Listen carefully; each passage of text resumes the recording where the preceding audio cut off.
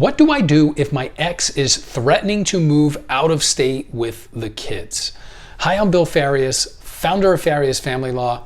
And just last week, we received a call from a gentleman who has been split up and divorced from his wife for about 5 years now. They have a parenting plan in place, but he received a random text message from her that she wants to move to Florida with the kids. She is planning this. She has a place to live down there. Her family is down there, and she's planning to make the move. So this guy's panicking, asking, what do I do? How can I stop this? So the first thing you want to do is you want to immediately reach out to a family law attorney to get some guidance.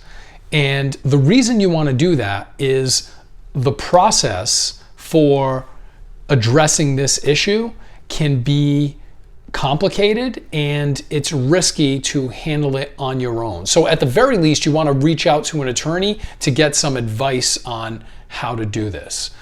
So once you've done that, the first step is likely going to be the filing of emergency documents with the court requesting a hearing. So you don't have time to sit around and file paperwork and get court dates in the regular course. Sometimes when you file paperwork with the court, you don't get a court date for 2 or 3 months, and by that point, the kids might be gone. So usually, and again, you have to talk to a reliable attorney about this, but usually the first step is to file this emergency paperwork. So once that's done, if the court approves the filing and approves the request for an emergency hearing, the other party will then be served, and then there will be a hearing to determine whether or not the children can move out of state with the parent or if the children have to remain. So filing this paperwork very quickly and getting court date immediately is important for 2 reasons. Number one, jurisdiction.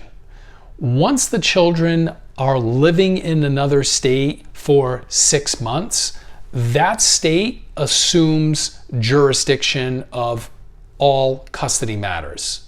So, especially considering how long it can take to get a hearing, you want to get on this sooner rather than later. Sometimes there are delays or other reasons that cases are moved back. So you don't want to be coming even close to that jurisdiction threshold. You want to get this filed ASAP. The other reason you want to get it filed is precedent. If a parent moves out of state with the children and you wait some period of time to file, the court is then going to consider what has been happening in the meantime. And so if the kids have already been out of state for a number of weeks or months and they're getting situated there, then that is something that the court is going to consider in analyzing whether there should be an order to bring the children back to Massachusetts. So you want to, if there is an indication that the other parent is moving out of state with the children, you want to contact an attorney ASAP to make sure that you do this correctly. If you don't get the emergency filing done correctly and it's rejected or it falls through the cracks, that's time lost and you can't afford that. And the reason you can't afford it is there is a jurisdiction issue that requires that you address this immediately. And there is also a precedent issue. You don't want to sit on this situation for too long because that hurts your chances of getting a judge to order that these children be returned immediately.